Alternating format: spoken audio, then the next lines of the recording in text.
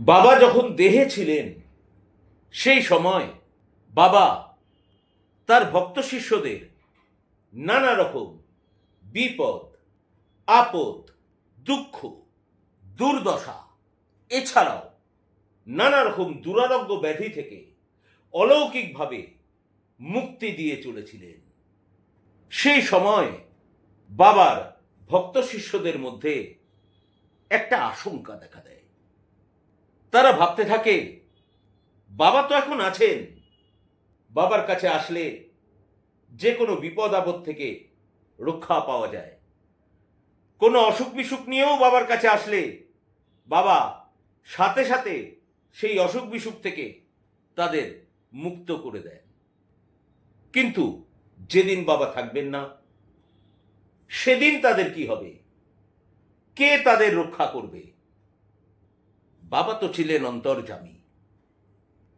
বাবা তার ভক্ত শিষ্যদের মনের এই ভাব বুঝতে পেরে ভক্ত শিষ্যদের আশ্বস্ত করে বলেন যে আমার বিনাশ নাই, আমার শ্রাদ্ধ নাই, আমি নিত্য পদার্থ।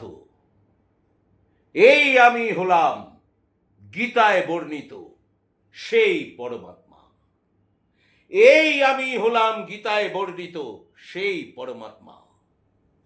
অস্ত্র যাহাকে ছেদন করিতে অসমর্থ, অগ্নি যাহাকে প্রজ্বলিত করিতে অক্ষম, বরুণ যাহাকে আর্দ্র করিতে অসফল, বায়ু যাহাকে শুষ্ক করিতে বিফল কাম। বাবা আরো বলেছিলেন যে আমি জন্মাধি রহিত, সনাতন, সর্বকারণের কারণভূত, সর্বমঙ্গলময়, জগৎ প্রকাশ, আদ্য অন্তবিহীন, শ্রুতি জ্ঞান গর্মের অতীত। সেই আমি,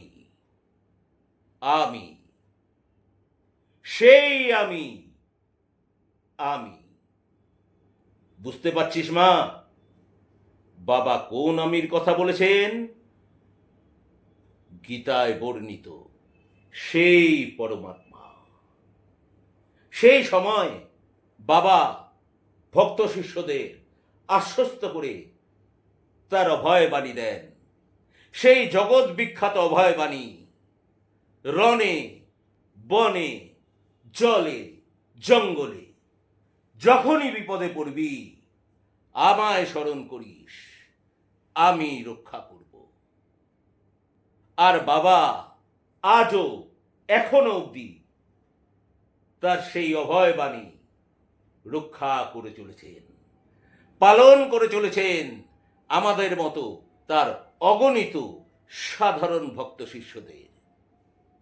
যারা বাবার প্রকৃত ভক্ত শিষ্য, তারা প্রতি মুহূর্তে বাবার কৃপা অনুভব করে। মা, বাবার কৃপা অনুভব করে।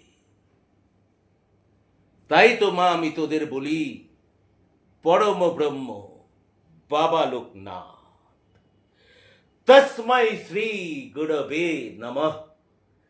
জয় বাবা লোকনাথ, জয় বাবা লোকনাথ, জয় বাবা লোকনাথ।